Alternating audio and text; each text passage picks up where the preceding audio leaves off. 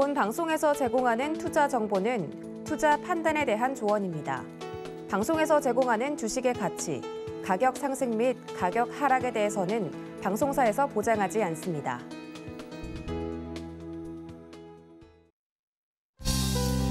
네, 시청자 여러분 안녕하십니까? 오늘장 내일장 출발합니다. 한수정입니다. 제롬 파월 연준 의장이 0.25%포인트 금리 인상을 지지한다고 밝혔습니다. 시장에서 우려했던 큰 폭의 금리 인상은 없을 것이라는 반응에 미증시 크게 상승하면서 마쳤습니다. 러시아에 대해서 국제사회에서 여러 가지 제재가 이어지고 있긴 하지만 대외화 재개 가능성 등도 힘을 실어줬고요. 오늘 우리 시장도 어제의 반등을 이어받으면서 양시장 1.5% 넘는 상승세 가져가고 있습니다. 여기에 국내 정치권에서는 단일화 합의에 성공하면서 대선 관련주들이 들썩이고 있는데요. 오늘도 다양한 이슈들 저희와 함께 짚어보시기 바랍니다. 유튜브를 통해서도 참여 가능하죠. 유튜브 검색창에 서울경제TV 검색하시고요. 방송 보시면서 시장과 관련된 궁금증 남겨주시면 반영해서 답변 도와드리도록 하겠습니다. 금일본 방송에서 제공해드리는 정보는 투자 판단에 대한 조언입니다. 해당 종목의 가치와 수익률 보장해드리지 않는다는 점 참고하시길 바라겠고요. 또 저희 서울경제TV와 서울경제신문은 당사의 브랜드입니다. 서울경제증권TV와는 무관하며 기타 유사 명칭에 주의하시기 바랍니다. 오늘장 내일장 출발합니다.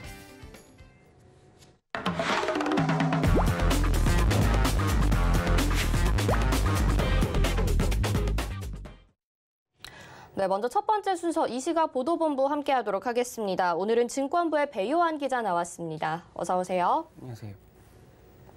네, 어떤 뉴스들 준비하셨을까요? 헤드라인 뉴스 먼저 화면으로 만나보시죠.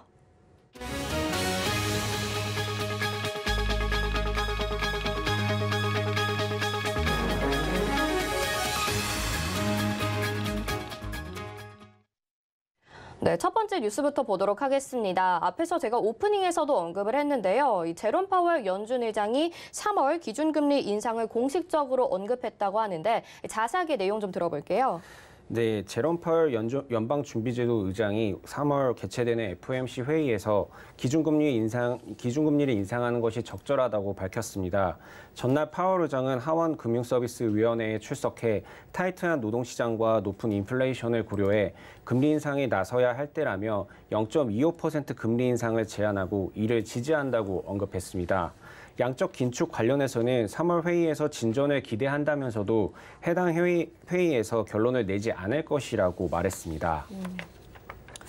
이처럼 비둘기파적인 발언을 내놓게 되면서 지금 글로벌 정세가 어지러운 상황에서도 또 증시는 강세를 나타냈다고 하죠.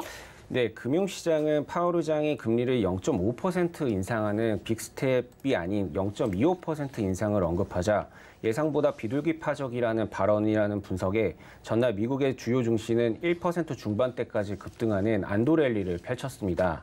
이에 오늘 국내 증시도 미 증시 훈풍에 힘입어 강세를 기록 중인데요. 오후 1시 50분 기준 코스피는 전일 대비 1.5% 오른 2,740선에서 거래 중이고 코스닥도 1.5% 상승해 900선을 돌파했습니다. 다만 파월 의장은 인플레이션이 지속해서 강할 경우 0.5% 금리 인상 가능성을 열어뒀습니다. 파월 의장은 인플레이션이 올해 고점에 이른 뒤 하락하기 시작할 것으로 예상한다면서도 인플레이션이 지속해서 더 높아질 경우 한 번의 회의나 여러 회의를 통해서 0.25% 이상 금리를 올려 공격적으로 움직일 준비가 되어 있다고 말했습니다. 네, 일단은 순간적인 고비는 좀 넘긴 것 같은 모양새인데 FOMC 회의 때까지 잘 지켜봐야 될 것 같습니다. 다음 주제로 넘어가 보겠습니다. 이 소상공인을 대상으로 한 손실 보상 지급이 오늘부터 시작된다고요? 네, 지난해 4분기 신종 코로나 바이러스 감염증 방역 조치로 피해를 본 소상공인에 대한 손실보상 본 지급이 오늘부터 시작됐습니다. 중소벤처기업부에 따르면 지난해 4분기 손실보상 본 지급 대상은 약 90만 명으로 총 2조 2천억 원이 지급될 전망입니다. 1인당 손실보상금은 평균 244만 원 수준입니다. 손실보상 지급 대상은 집합금지, 영업시간 제한, 시설 인원 제한 조치를 이행한 소기업, 소상공인 중 매출이 감소한 경우입니다. 또한 이번에는 정부의 방역 조치를 잘 이행한 숙박시설, 미용업, 결혼식장 등의 종사자 15만 명이 보상 대상에 새롭게 추가됐습니다. 그러면 보상금을 받으려면 신청 절차가 어떻게 되나요? 네, 그 별도의 증빙 서류 제출이 필요 없는 신속 보상 대상자 81만 명은 오늘 오전 9시부터 전용 누리집을 통해 온라인으로 보상금을 신청할 수 있습니다. 오늘부터 7일까지 첫 5일간은 사업자 등록번호 끝자리를 기준으로 오부제가 운영되며 요일별로 신청 대상 소상공인에게 안내 문자가 발송됩니다. 만약 신속 보상 대상에 포함되지 않거나 보상 금액에 동의하지 않는 소상공인 등은 10일부터 온라인으로 15일부터는 오프라인으로 신청할 수 있습니다. 네, 알겠습니다. 여기까지 들어보겠고요. 다음은 마지막 소식이죠. 서울시가 2040 서울 도시 기본 계획을 발표했습니다. 과거에 비해서 많은 부분이 바뀌었다고 하는데 어떤 내용들인가요? 오늘 서울시가 디지털 대전환 시대의 미래 공간 전략을 담은 2040 서울 도시 기본 계획안을 발표했습니다. 이는 향후 20년 서울의 발전 방향을 제시하는 최상위 법적 도시 계획입니다. 서울시는 시민들의 일상생활 공간 단위에 주목해 시민 삶의 질을 높이고 도시 경쟁력을 강화한다는 목표입니다. 오세훈 서울시장은 디지털 대전환 시대에 공간은 시민의 삶을 규정하고 도시의 미래를 좌우한다며 향후 20년 서울시정의 이정표 역할을 할 서울도시 기본 계획에는 비대면과 디지털 전환 및 초개인, 초연결화 등을 포함했다고 밝혔습니다. 이번 계획에서 가장 이목을 끌었던 점이 35층 룰 폐지인데요. 이에 대해서는 반응이 어떤가요? 네, 이번 서울도시 기본 계획에서는 35층 규제가 9년 만에 폐지됐습니다. 이에 오세훈 서울시장의 공약이었던 재개발을 통한 한강 르네상스가 부활할 것이라는 전망이 나오고 있습니다. 앞서 고 박원순 전 시장 시기에는 지상 35층 이하 한강 수변 연접뷰는 지상 15층 이하로 아파트 높이를 제한한 바 있는데요. 이를 오세훈 시장이 전면적으로 수정한 겁니다. 서울시 관계자는 35층 높이 기준이 없어져도 건물의 용적률이 상향되는 것은 아니기 때문에 동일한 밀도에서 높고 낮은 건물들이 조화롭게 배치될 수 있다고 밝혔습니다.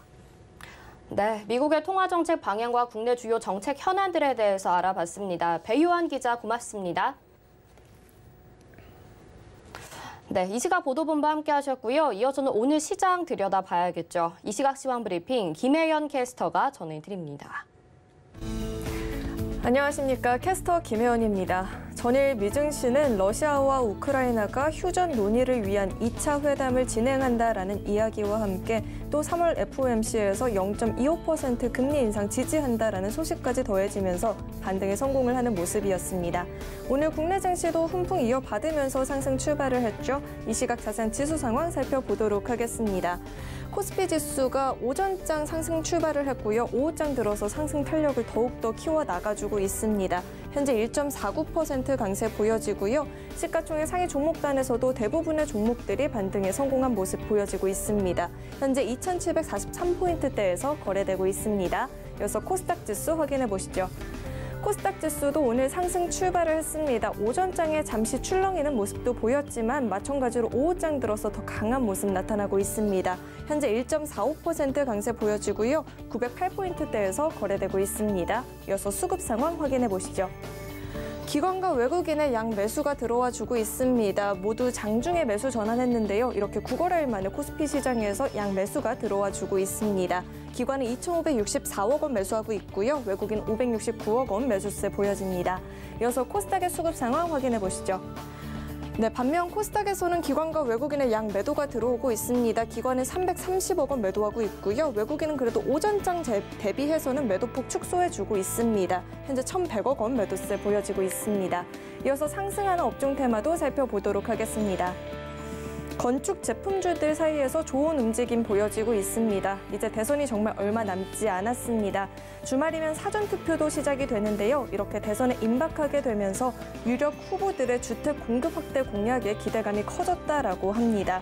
여기에 최근에 원자재 가격도 급등하게 되면서 수익성도 기대가 커졌고요. 또 한강변 35층 룰도 폐지가 되면서 리모델링에 대한 수요 증가도 기대해 볼 수 있다라는 이야기 나오고 있습니다. LX 하우시스 현재 5% 넘는 상승세 보여지고요. 삼목 S품 현재 19%대 급등 보여집니다. 벽산도 현재 7%가 넘는 상승세 가져가 주고 있습니다. 이어서 하락하는 업종 테마도 살펴보도록 하겠습니다. 오늘 엔터주 사이에서는 흐름이 엇갈리고 있습니다. BTS의 서울 콘서트 소식에 엔터주들이 반짝 신세를 보였었는데요. 거기에 거리두기도 완화가 되고 이제 방역 패스도 사라지게 되면서 관련주들이 강한 모습 나타났었는데요.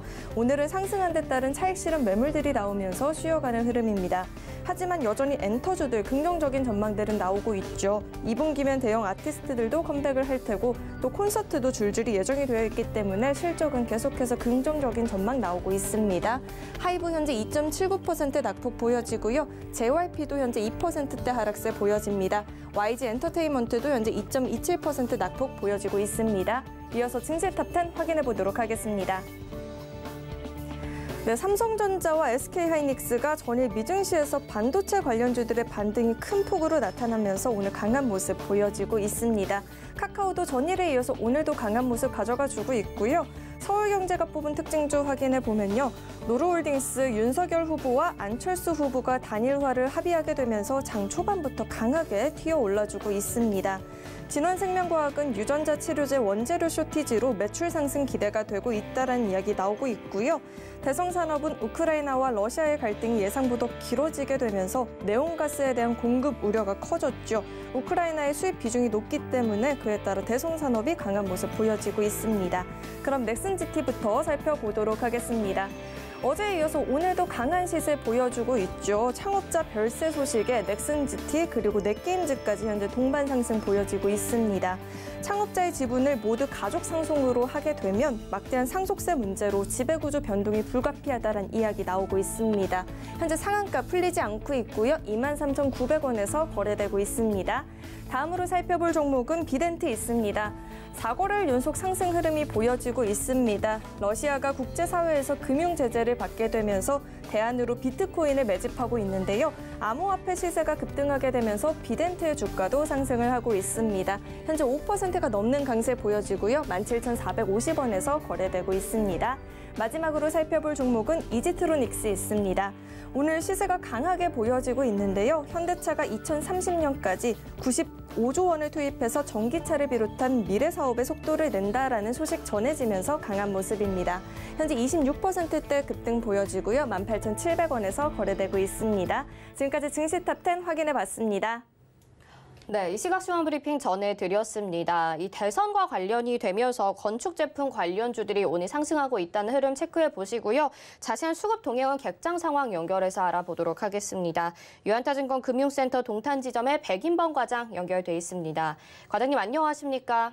네, 안녕하십니까? 네, 객장 상황 먼저 들어볼까요? 네, 오늘 같은 경우 전일과 좀 다른 매매 동향이다라고 보시면 좋을 것 같은데 오늘 외국인 같은 경우 코스피 시장에선 매수세, 코스닥 시장에선 매도세를 보여주고 있는 상황입니다. 기관도 마찬가지로 코스피 시장에선 매수세를 또 코스닥 시장에선 매도세를 좀 보여주고 있는 가운데 외국인은 오늘 코스피 시장에서 포스코, SK하이닉스, LG전자 등에 대한 매수세가 또 코스닥 시장에선 아프리카TV, 원익 IPS, 주성 엔지니어링 등에 대한 매수세가 특징적인 모습이었습니다.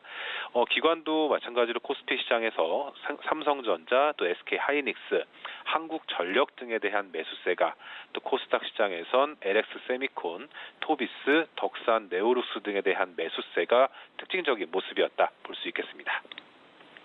네, 지정학적 위기가 고조되면서 한동안 혼란스러웠던 주식시장이었는데 어제에 이어서 오늘 또 반등이 나타나고 있고요. 간밤에 미국 증시도 흐름이 괜찮았습니다. 오늘 시장 한마디 어떻게 정리를 해보면 좋을까요? 네, 오늘장 한마디 이 러시아 관련 반사이익 기대감으로 좀 정해봤습니다. 오늘 아무래도 이 러시아 관련해요. 이제 반사이익 기대감이 오늘 우리 시장의 반등 요인으로 좀 작용하고 있지 않나라고 보여지고 있는데 물론 뭐 이와 더불어서 이 금리 인상 우려감이 최근 들어 후퇴하고 있다라는 점, 또 통화 정책 부담이 좀 제어될 경우에 향후에 발표될 이런 경제 지표 호조에 따른 이런 긍정적인 투심이 증시 상승 동력이 좀 될 수도 있지 않나라는 이런 기대감이 오늘 상승 요인의 주로 요인이지 않을까라고 보여지고 있고요. 좀 아이러니하지만 이 우크라이나 관련 지정학적 리스크가 오히려 그 전에 이제 시장 하락의 요인이었던 이 금리 인상에 대한 우려감을 좀 희석시키고 있는 모습, 좀 그렇게 보시면 좋을 것 같습니다. 오늘 뭐 장 시작 일주일여 전부터 이 MSCI 이머징 지수에서 이 러시아 지수 편출이 결정이 되면서 이에 따른 기대감과 또 리밸런싱에 대비한 선제적 매수 요인 등이 작용하면서 장 초반부터 좀 반등하고 있는 모습입니다. 물론 전일 미증시 상승 요인도 영향을 주고 있는 모습인데 일단 이러한 요인 등이 한국을 비롯한 이 이머징 시장의 수급 수혜 기대감이 좀 시장에 반영되고 있는 것으로 좀 해석을 해보시면 좋을 것 같습니다. 일단 우선 주 요인은 이 패시브 자금 유입에 따른 수급 기대감 등의 이제 지수 반등이 기대가 된다라는 점. 또 그리고 패시브 자금을 비롯해서 여타 액티브 펀드 자금 유입까지 추정하기 좀 어렵겠지만 이런 액티브 펀드 자금까지 포함했을 때 약 1조 원에서 약 3조 원대 사이에 외국인 매수세 유입이 기대가 될 수 있다라는 점 등이 부각이 되고 있다 보시면 좋겠습니다. 오늘 이러한 점 등이 오늘 강세 보이는 종목들에서 좀 나타나고 있다라고 보시면 좋을 것 같고, 금융주, IT 대형주, 자동차 업종 등 시가총이 상위 종목들의 이런 상승 기대감으로 좀 작용하고 있다 보시면 좋겠습니다. 단 이에 대해 큰 기대감보다는 일정 부분 이 수급 해소에 따른 시장 안정화에 좀 기여할 것이다라는 의견이 주를 이루는 만큼 큰 기대감보다는 어느 정도 안정시키는 요소로 좀 작용할 수 있는 요인이다. 그렇기 때문에 단기 반등 이후 좀 중장기적인 반등까지는 한두 번의 이런 변동성이 나올 수 있기 때문에 적극적인 매매에 동참을 하시기보다는 어느 정도의 관망세로 좀 시장을 지켜보시는 게 좀 낫지 않을까라고 보여지고 있고요. 일단 여러 의견들이 나오고 있는 모습이지만 이제 큰 틀에서는 다음 주까지는 이 코스피 시총 상위 종목들에 대한 매수세 유입이 좀 기대가 될 수 있다라는 점 참고를 해보시면 좋을 것 같습니다. 일단 3월 9일을 기점으로 이제 리밸런싱이 좀 예정이 되어 있기 때문에 이 3월 9일을 전후로 한 다음 주 초반까지는 이러한 리밸런싱 기대감에 따른 선제적인 좀 매수 수요가 있을 수도 있는 만큼 일단 최근 우크라이나 이슈에 급락했던 우리 증시에서 어느 정도 단기 반등의 여지는 좀 줄 수 있는 모습이다라는 점 참고해 보시면 좋을 것 같고요. 일단 코스피 시가 상위 종목에 대한 이 매수세 유입이 기대가 되고 있는 만큼 대형주 가운데에서 어느 정도 매력도가 있는 종목에 대한 관심은 좀 이어나가시면 좋지 않을까 생각을 하고 있습니다. 시가총액 상위 종목 내에서 비중이 큰 종목들 삼성전자, 신한지주, 현대모비스, 포스코, KB금융 등이 포진해 있다라는 점, 또 그리고 종목 대응이 어렵다면 지수형 ETF에 대한 대응으로도 시장 대응을 할 수 있다라는 점 참고하셔서 시장 대응에 참고해보자는 의견 드리겠습니다. 시장에서는 좀 단기적으로는 반등이 나와줄 수 있다, 지켜봐야 되겠지만 이런 리스크들이 금리 인상에 대한 우려감을 좀 후퇴시키고 있는 모습에 대해서 말씀을 해주셨습니다. 오늘 말씀 여기까지 듣겠습니다. 고맙습니다. 네, 감사합니다. 네, 이 시각객장의 백인범 과장과 함께했습니다. 이어서는요, 오늘 시장 가져보는 시간 가려도 보겠습니다. YG경제연구소의 차영주 소장 연결해 보겠습니다. 소장님 안녕하십니까? 예, 안녕하십니까. 차영주입니다. 네. 러시아의 제재가 이어지고 있는 상황입니다. 그렇기 때문에 글로벌 금융의 불확실성은 이어지고 있지만 간밤에 미국 시장이 반등에 성공을 했고요. 오늘 우리 시장도 빨간불을 켜고 있습니다. 일단 간밤에 미국 증시 주요 흐름부터 짚어볼까요? 예, 일단은 전쟁 리스크가 시장에 있어서 중요한 변수이긴 합니다. 하지만 지금 시장은 전쟁 리스크보다 곧이어 있을 미국의 FOMC 회의에 대해서 더 귀를 기울이고 있는데요. 다행스러운 것은 일단 지정학적 리스크로 인해서 연준의 행보가 공격적이지는 못할 가능성이 대두되고 있다는 거죠. 일단 파월 의장이 연설을 통해서 지금 시장이 예상하고 있는 50pp 정도는 쉽지 않을 것 같다라는 뉘앙스를 풍긴 것이 시장에 있어서는 매우 긍정적으로 작용을 하고 있다라고 보여지는 겁니다. 일단 시장은 50pp 정도를 각오했습니다만 25bp까지에 대한 수준, 그리고 그 이후에도 상황을 보면서 일단 하겠다라는 상황이기 때문에 지금 이제 상황들은 쉽게 우리가 공격적으로 올리지 못할 것이다라는 안도감이 작용하면서 지수가 올라가는 그런 상황이 연출이 됐다 말씀드릴 수가 있겠습니다. 네, 지금 제롬 파월 연준 의장의 발언에 시장이 지금 반등에 성공을 했다라고 말씀을 해주셨습니다. 말씀해 주신 대로 지금 0.25%포인트를 지지한다 이렇게 하면서 비둘기파적인 발언이 나왔습니다. 하지만 다다음 주 FOMC 회의까지는 시간이 좀 남아있는 상태고요. 여기에서 주요 쟁점이 어떻게 될 것인지도 지켜봐야 될 것 같은데요. 이 부분에 대해서 어떻게 보십니까? 예, 일단은 중요한 것은 원자재 가격이 계속해서 고공행진을 하고 있다라는 점입니다. 이러한 원자재 가격은 경기에 대한 둔화 이런 것들을 나타낼 가능성이 있다라는 거죠. 하지만 원자재 가격은 인플레이션을 또 자극하고 있기 때문에 서로 양면성을 좀 나타내고 있다라고 말씀을 드릴 수가 있겠습니다. 결국 연준이 어느 쪽에 포커스를 맞추느냐에 따라서 스탠스가 달라질 수 있다라고 보여지는데, 일단은 지금 현재 물가라든지 이런 것들이 세계 경기를 좀 끌어내릴 수 있다라는 점, 이러한 점들은 연준으로 하여금 더욱더 고민을 깊게 가져갈 수밖에 없는 그런 상황을 만들어내고 있다라고 봐야 되겠죠. 일단 빨리 지정적 리스크가 어느 정도 안정세를 찾아야만 주식시장이 방향을 모색하지 않을까 말씀드릴 수가 있겠습니다. 네, 이런 가운데 국내에서는 지금 대선이 일주일 앞으로 다가온 상황입니다. 오늘 새벽이었죠. 윤석열 대통령 후보와 국민의당 안철수 후보가 단일화에 성공하게 되면서 이런 관련주들이 또 들썩이기도 했었습니다. 주요 후보들의 관련주 흐름과 투자 전략은 어떻게 보실까요? 예, 오늘 일단은 일부 정치 테마주, 그러니까 인물 테마주들도 상당히 시장에 있어서 조금 움직임을 나타냈었죠. 그렇지만 여전히 강조드릴 수 있는 것은 인물 테마주 같은 경우는 반짝하고 무너지는 경우가 많기 때문에 이것을 우리가 중기적으로 투자한다는 것은 쉽지 않다는 것을 이미 많은 투자자들이 익히 알고 계실 겁니다. 특히 오늘 같은 경우 일단은 야권의 후보 단일화로 인해서 야권에 대한 경쟁력이 높아졌다라는 인식 속에 야권 인물 테마주들이 많이 올랐는데요. 하지만 파란불을 달고 있고 윗꼬리를 달고 있다는 면에 있어서 연속성을 답보할 수는 없다라고 말씀드릴 수가 있겠죠. 그나마 우리가 선거 관련해서 포커스를 맞출 수 있는 것은 정책 테마주다라고 좀 말씀을 좀 드릴 수가 있겠는데요. 지금 여야가 공통된 정책을 내세운 부분들이 있습니다. 어떤 부분들이냐라고 한다면 지금 현재 문재인 정부에서 그나마 가장 많은 분들이 실망을 나타내는 게 부동산 관련 정책이고요. 또 한 가지는 원전과 관련된 얘기들이죠. 이러한 이슈들이 지난 가을에 한 차례 주가가 오르긴 했습니다만 그 뒤로는 다양한 이유로 인해서 주가가 이미 다 바닥권까지 내려왔습니다. 하지만 이런 이슈들이 다시 부각이 되기 시작했기 때문에 이러한 정책 테마주들에 대해서는 다소 관심을 가질 필요가 있지 않겠는가 말씀드릴 수가 있겠습니다. 네, 이렇게 정치 테마주 볼 때에는 인물 위주로 보는 것이 아니라 정책을 봐야 된다라는 거 언제나 좀 체크를 해봐야 되는 부분이 될 것 같습니다. 자, 이번에는 건설업계 이야기를 좀 해보면요. 원자재 값이 워낙 많이 상승을 했습니다. 지금 유연탄 가격이 폭등해서 건설 현장에서는 공사가 중단되는 현상까지 이어지고 있다고 하는데요.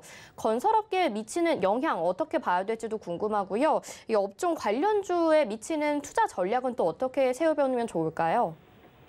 일단은 단기적인 영향과 중기적인 영향으로 나눠서 볼 수 있다라고 말씀드릴 수가 있겠습니다. 단기적으로는 말씀하셨다시피 현재 지금 원가가 올라가다 보니까 이미 기존에 수주했었던 공사에 대해서는 원가 부담이 상당히 작용할 수밖에 없겠죠. 더군다나 지금 일부 건설 현장에서는 철근을 구할 수가 없어서 건설 상황이 마비되는 경우도 현재 지금 나타나고 있다라고 알려지고 있죠. 이런 부분들을 감안하게 된다면 단기적으로 건설주에는 분명 악재가 될 수밖에 없다라고 말씀드릴 수가 있겠죠. 하지만 지금 앞서 언급드렸던 정책 수혜주로서 일단 건설주들이 거론이 되고 있는 상황이고, 그 다음에 지금 현재 수주하는 부분들에 대해서는 높아진 원가를 반영할 수 있기 때문에 중기적으로 본다면 이러한 높아진 원가는 시장 내 흡수가 될 가능성이 높다라고 보는 겁니다. 그렇다면 결론적으로 말씀드리면 지금 건설주의 투자가 적기냐라고 봤을 때는 이미 주가가 한 차례 조정을 받은 상황이기 때문에 오히려 원가에 대한 부담감, 이것은 시장에 녹아들었다라고 보고요. 좀 긴 호흡으로 보신다라면 종합건설사 위주로 투자하시는 것도 그리 나쁘지 않을 수 있다, 이렇게 말씀드릴 수가 있겠습니다. 원가 가격이 상승한 것은 이미 시장이 반영을 하고 있기 때문에 좀 중장기적으로 보자라는 말씀해 주셨습니다. 오늘 시장에 대한 이야기 앞에서도 좀 해봤는데 지금 건설업, 운수창고업 등이 강세를 보여주고 있고요. 이 오늘의 오름폭도 장 후반으로 갈수록 계속 유지를 해주고 있는 모습이 나타나고 있습니다. 내일 시장은 또 어떻게 될지, 또 강세 업종은 어떤 것들을 짚어보면 좋을지 궁금한데요. 내일 시장은 어떻게 전략을 세워보면 좋을까요? 일단 시장 같은 경우 전반적으로 IT들을 이제 좀 관심을 가지실 필요가 있다라고 보여집니다. 미국의 필라델피아 반도체 지수가 지속적으로 하락하다가 금일 새벽에 상승으로 마감을 했고요.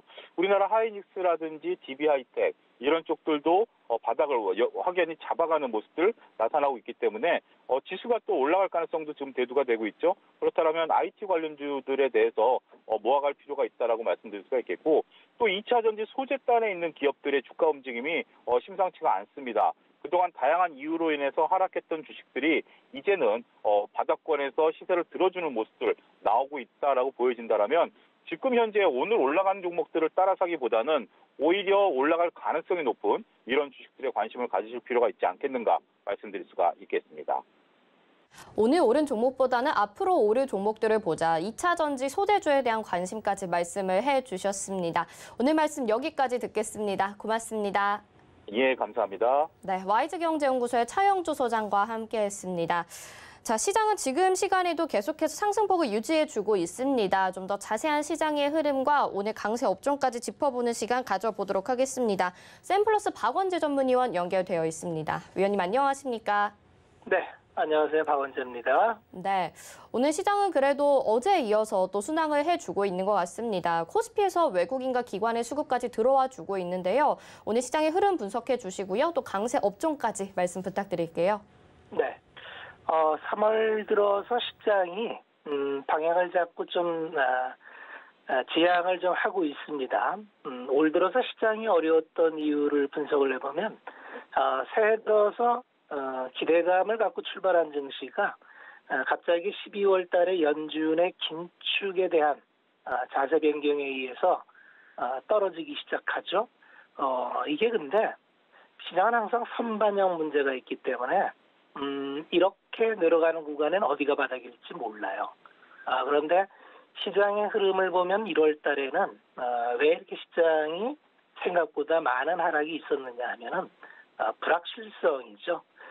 연준이 작년에 계속 강조했었던 시장 친화적인 비둘기파에서 생각지도 않았던 QT까지 꺼내든 게 충격이었죠. 양적 긴축을 하겠다는 이야기. 그런데 그 경로가 불확실했다는 거죠.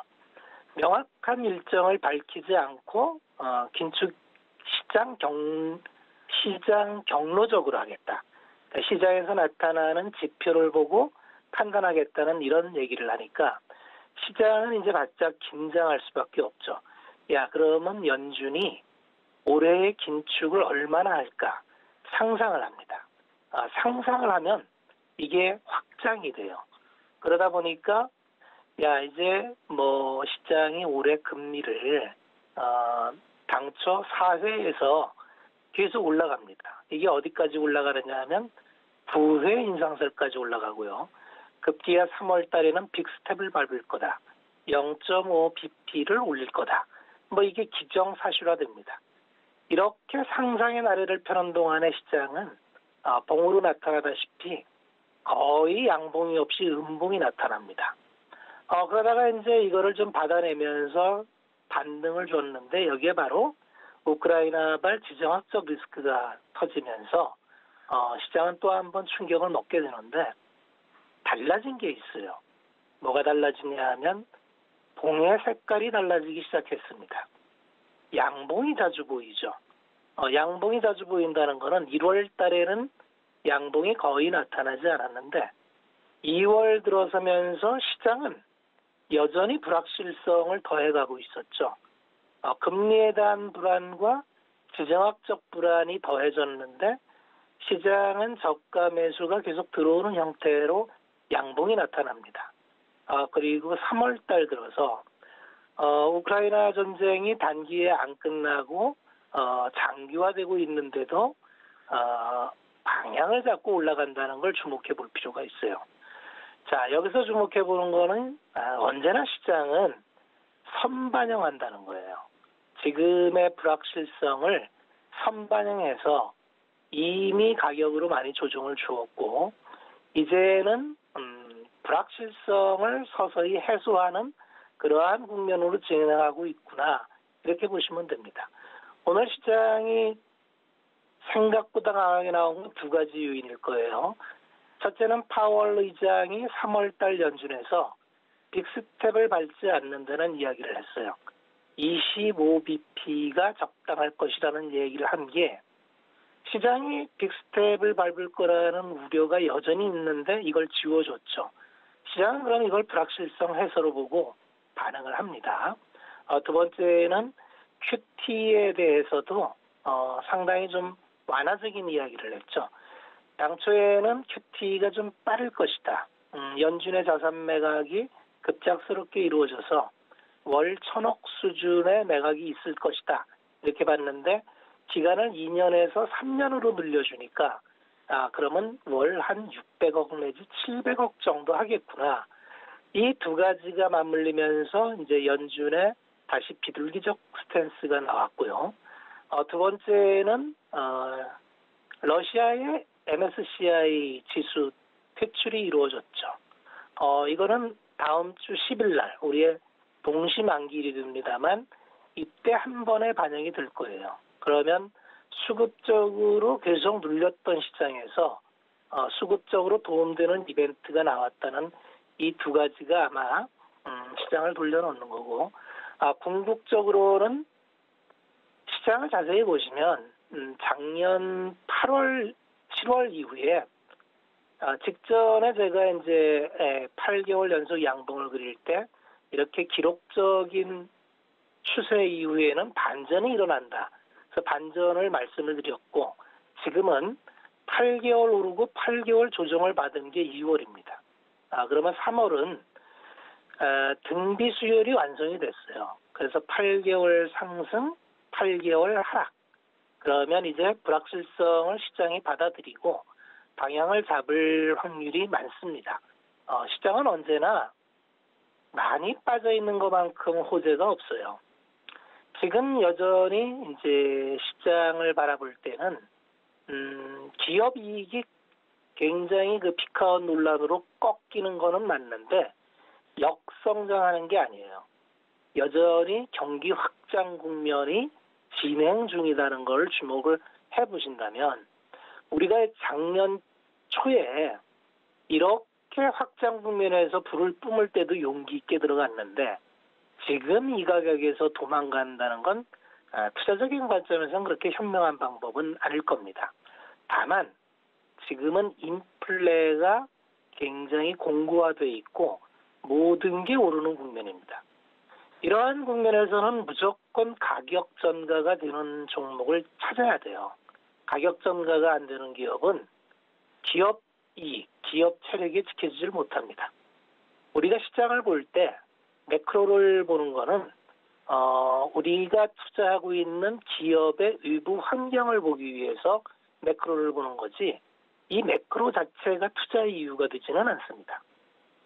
지금 이런 환경에서도 가격 전가를 다하면서 기업 이익을 유지하고 또 확장시키는 기업이 있죠.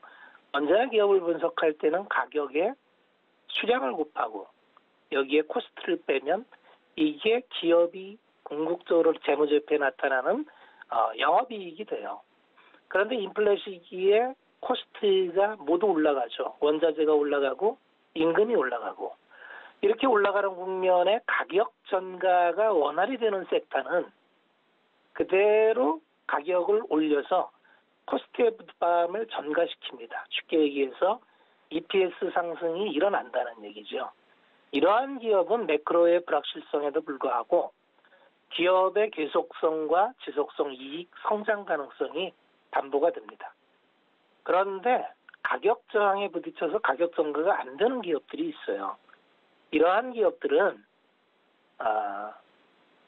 영업 활동을 하나만 하죠.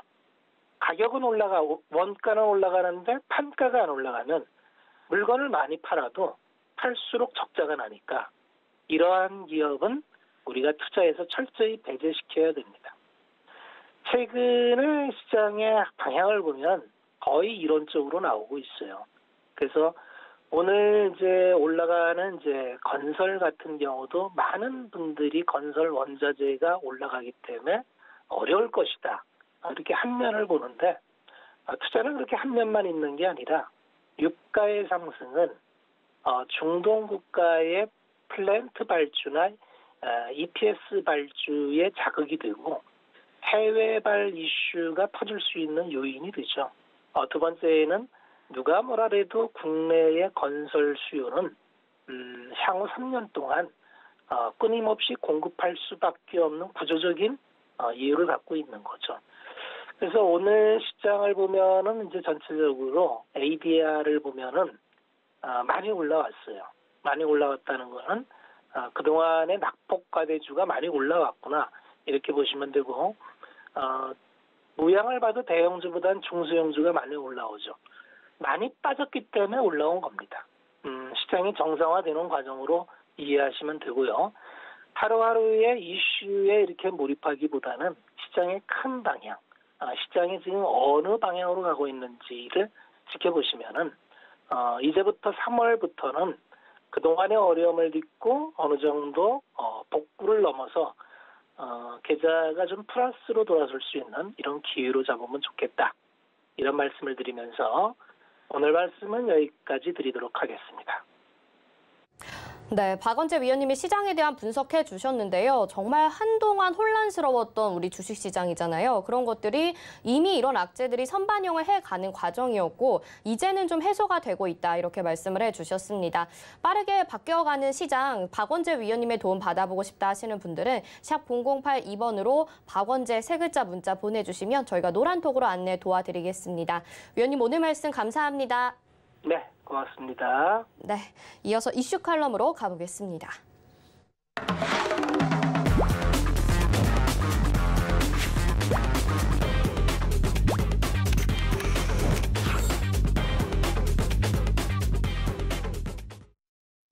시장 핵심 이슈 살펴보는 이슈 칼럼 시간입니다. 오늘은 미중산업경제연구소의 조용찬 소장과 함께하겠습니다. 소장님 안녕하십니까? 예, 안녕하십니까? 네, 전 세계가 러시아 은행을 스위프트에서 배제하게 됐습니다. 이에 따라서 루블화가 또 30%가량 하락을 하게 됐는데요. 스위프트 제재가 러시아 금융시장이나 무역에 어떤 영향들을 미치게 될지 궁금합니다. 어떻게 될까요? 예, 그 스위프트라는 것은 국제은행 간 통신협회 결제 시스템을 말하는데요. 200여 개 국가 또 11,000곳의 금융기관들이 사용하는 전산망입니다. 그러다 보니까 여기에서 러시아의 2위 은행이죠. VTB를 비롯해서 모두 7개 은행에 대해서 10일 이내 국제 결제망에서 제외시키는 제재 조치에 들어가는데요. 이렇게 되면 러시아 금융시장 같은 경우에는 거의 핵무기급 충격을 받게 됩니다. 러시아에는 앞으로 300여 개의 은행들을 갖고 있는데 유럽위원회가 러시아 행동에 따라서는 2차 제재를 하겠다고 밝혔는데요. 이렇게 되면은 러시아 주요 국가와 1차 제재만 가지고도 전체 무역의 30%가 타격을 받기 때문에 2차 제재에 들어가면 러시아가 손을 들 수밖에 없지 않나 보입니다. 러시아 같은 경우에는 수출 금액이 3,800억 달러 정도 되는데요. 무역의 90%는 달러로 걸치가 됩니다. 만약에 소련 동맹국 20개국이죠. 이들과 루블화로 결제를 하고 있는데 이렇게 결제를 하더라도 전체 거래의 32%에 불과하고요. 나머지 68% 무역을 하는 나라는 달러를 결제할 수가 없기 때문에 시간이 지날수록 러시아 경제는 타격이 커질 것으로 보입니다. 네, 이렇게 러시아에 대한 경제 제재로 러시아 경기 침체까지 이어질 수 있을 것 같은데 이런 부분이 또 장기화되게 된다면 지금 에너지 공급난에 대한 우려도 있고요. 세계적으로 경제에 대해서도 타격이 있지 않을까요? 네, 그렇습니다. 2018년에 이란이 스위프트 제재를 받았는데요. 북한도 제재를 받았는데 이란 같은 경우에는 수출이 당장 3분의 1로 급감했고요. GDP도 8% 정도 하락을 했습니다. 이번 제재로 인해서 러시아 통화의 루블화 같은 경우에는 신용도뿐만 아니라 유동성을 훼손을 받았기 때문에 무역 감소, 통화 가치 하락, 또 은행에 대한 대출도 절반 정도는 회수가 불가능하기 때문에 개인 소비는 타격이 불가피할 것으로 보입니다. 이렇게 되면 러시아의 GDP는 10%포인트 정도 떨어지게 되는데요. 러시아의 그 명목 GDP 규모는 세계 시장 점유율이 1.66% 정도에 불과하기 때문에 10% 감소하더라도 세계 GDP에 미치는 영향은 0.17% 정도로 작습니다. 하지만 문제는 러시아가 세계 에너지 공급망의 가장 핵심 국가이기 때문에 에너지 공급망 타격뿐만 아니라 식량, 자원 가격까지도 급등시키게 되는데요. 이렇기 때문에 앞으로 2차 경제 피해가 에너지 가격 상승을 한다든지 반도체나 자동차, 휴대폰에 들어가는 팔라디움, 리튬과 같은 소재 공급망이 훼손이 되기 때문에 세계 GDP는 시간이 갈수록 마이너스 0.5에서 마이너스 1%포인트 정도 충격을 줄 가능성이 높습니다.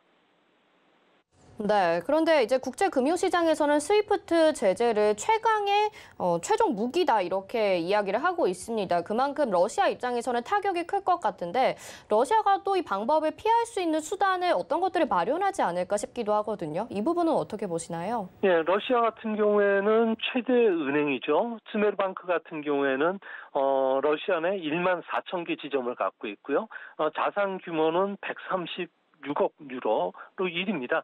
또 지분의 50%는 정부가 갖고 있기 때문에 이 은행이 무너지지 않는 한 러시아 같은 경우에는 그나마 에너지 무역은 할 수가 있는데요. 이제 에너지 공급망까지도 2차 제재 대상이 될 가능성은 러시아 군사 행동에 따라서 취해질 가능성이 높습니다. 이렇게 되면은 러시아의 300개 은행도 순차적으로 제재에 들어가게 되는데요. 이렇게 됐을 경우에 자원 수출도 막히기 때문에 러시아 같은 경우에는 스위프트 대신 옛날에 우리가 썼던 텔렉스라든지 이메일을 통해서 우회 송금하는 결제 시스템을 찾지 않을까 보여집니다. 이렇게 하더라도 송금 정보가 암호화되어 있지 않기 때문에 보안상 문제에 취약하게 되는데요. 이 때문에 수출 은행들 같은 경우에는 거래를 거부할 가능성이 높습니다. 이제 앞으로 스위프트 제재의 강도가 지금보다 더 세진다면은 러시아는 경제뿐만 아니라 통화 위기가 찾아올 수가 있게 되고요. 이는 세계 금융시장에도 혼란을 초래할 수가 있기 때문에 하루빨리 러시아가 우크라이나에 대한 경제적과 관련된 부분을 막아내기 위해서 침공을 처리하는 게 가장 좋은 방법이 되지 않을까 생각이 듭니다. 네, 유가에 대해서도 이야기를 좀 해보면요. 지금 7년 8개월 만에 유가가 $100를 돌파를 하게 됐습니다. 세계 주요 경제 예측기관에서는 이런 고유가 시대가 장기화될 것이다 이렇게 전망을 하고 있는데요. 어느 정도까지 길어질 거라고 보시나요? 네, 현재 WTI 가격은 1배럴에 $113까지 치솟았는데요. 지정학적 위험이 계속 상존하고 있고요. 투기 거래까지 늘어나고 있기 때문에 지난 러시아가 크림반도 병합 때처럼 $140 이상 올라갈 가능성은 항상 존재합니다. 러시아와 우크라이나 전쟁이 정전에 합의가 된다고 하더라도 각국의 대러시아 제재가 완화나 해제될 때까지는 시간이 걸리게 되는데요. 푸틴이 집권하는 동안에 이런 정전 협의를 하기에는 여전히 어려움이 있기 때문에 브리티시 페트롤, 쉘 그리고 엑슨 모빌과 같은 국제 다국적 메이저들 회사들 같은 경우에는 러시아 시장에서 철수하겠다는 방침을 굳혔다고 합니다. 이제 문제는 러시아 같은 경우에는 석유가 세계 생산량 10% 정도 되고요. 이 중에 60%를 유럽에 수출하기 때문에 해결책은 아무래도 러시아를 제한 새로운 추가 원유 생산 공급망을 확보를 해야 됩니다. 이 때문에 고유가는 앞으로 장기화될 가능성이 현재로서는 더 높고 이 때문에 상품 가격에 투자하라고 국제 투자은행들이 조언하는 것도 이 때문인 것으로 보여집니다. 네, 새로운 원유 추가 생산 공급망을 찾아야 된다 이렇게 말씀을 해주셨습니다. 근데 지금 유가뿐만이 아니죠. 밀 가격도 14년 만에 최고치를 기록을 하고 있는데요. 원유만큼이나 다른 대체 방안을 찾기가 쉽지 않아 보입니다. 이런 곡물 식량 가격에 대해서는 어떻게 보시나요? 네, 러시아하고 우크라이나 같은 경우는 세계 곡창지대라고 하는데요. 양국은 세계 무역량에서 차지하는 밀의 비중이 30%, 옥수수 같은 경우는 19%를 차지하고요. 세계 최대 해바라기 유유 생산 국가고 또 수출 국가이기도 합니다. 우크라이나 같은 경우에는 유럽의 빵 바구니라고 불릴 정도로 전 세계 밀 수출량의 12%를 차지하는데 현재 주요 상업 항구가 모두 폐쇄가 됐습니다. 이 때문에 국제 밀 가격 같은 경우는 2008년 이후에 최고치를 경신했는데요. 저 걱정스러운 점은 곡물 그 메이저죠. 카길, 아처, 다니엘, 미들랜드 같은 경우에도 우크라이나, 러시아의 사업을 모두 중단시켰습니다. 이번 전쟁으로 인해서 우크라이나의 봄 밀 파종 시기가 다가오는데 파종을 할 수가 없다면 내년까지 밀 공급에 영향을 끼치게 될 수밖에 없을 거로 보여집니다.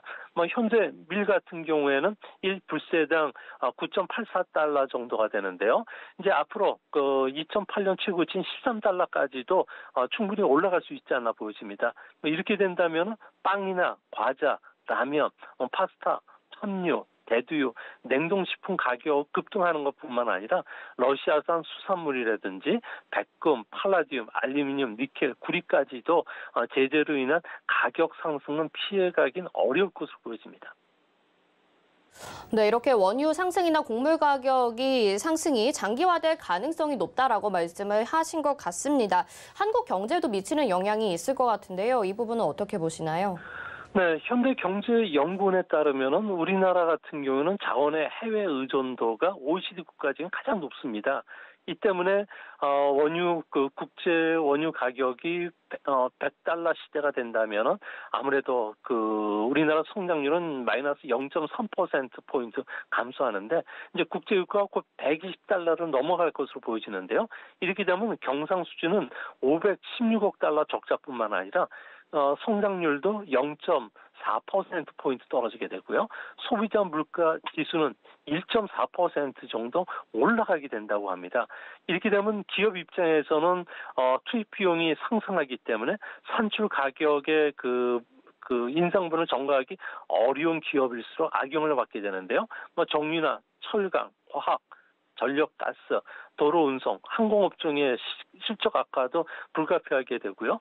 우리나라는 가솔린이나 전력, 가스 요금 같은 경우에는 3개월에서 5개월 실차를 두고서 최종 가격에 반영이 됩니다. 이 때문에 지금 물가 상승은 당장 2분기부터 소비자 물가뿐만 아니라 생산자 물가 지수를 끌어올리기 때문에 우리나라의 실질 구매력 하락을 초래하게 되고요. 개인 소비 위축뿐만 아니라 기업의 설비 투자 감소를 가져올 가능성이 있기 때문에 다음번 3월 9일 새 정부가 들어선다고 하더라도 이 문제를 가장 먼저 시급하게 서둘러서 처리해야 되지 않나 보여집니다. 네, 국내에 미치는 영향까지 말씀을 해주셨습니다. 자, 오늘 새벽에는 바이든 대통령이 일반 교서를 발표를 했습니다. 여기에 지금 우크라이나와 러시아와의 갈등에 대한 언급도 있었던 것으로 밝혀졌고요. 또 한국과 관련된 정책들도 눈에 띄었습니다. 국제 질서에 어떤 변화들이 있을지 궁금한데요. 관련된 내용 말씀 부탁드릴게요. 네, 바이든 대통령이 처음 연두 교서를 발표했는데요. 여기에 핵심은 푸틴을 정조준해서 대가를 치르게 만들겠다고 약속한 것입니다.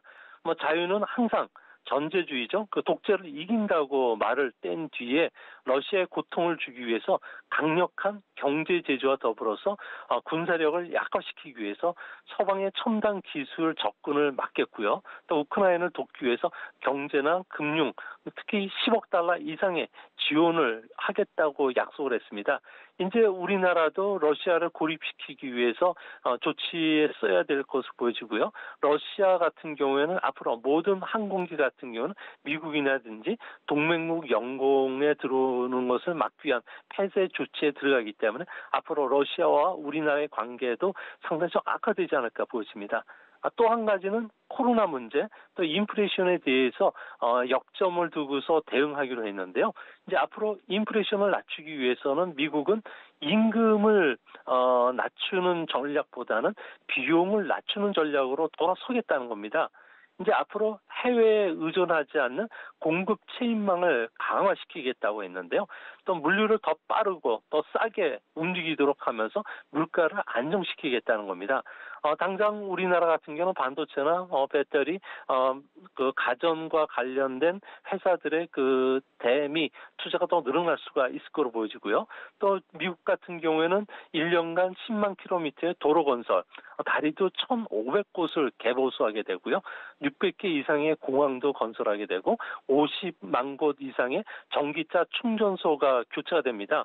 초고속 인터넷망도 깔리기 때문에 우리나라의 그 배터리 회사라든지 그리고 전기차 그리고 초고속 인터넷망 관련돼서 이용할 수 있는 각종 서비스가 더 올라가지 않을까 보여지고요. 또 그런 측면에서 보면 앞으로 물가를 안정시키기 위해서 약값 인하라든지 가정의 에너지 비용을 연간 $500 감소시키기 위해서 기후변화 대책을 좀 촉진한다든지 또 불공평한 세제를 고칠 가능성이 높다는 점에서 주시장에도 큰 방향을 일으키지 않을까 보입니다.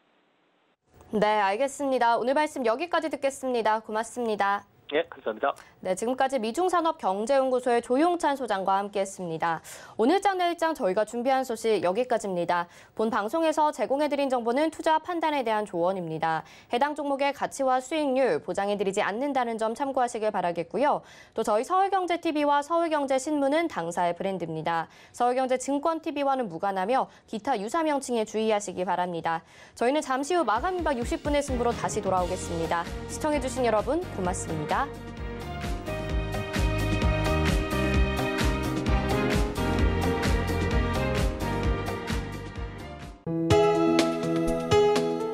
본 방송에서 제공하는 투자 정보는 투자 판단에 대한 조언입니다.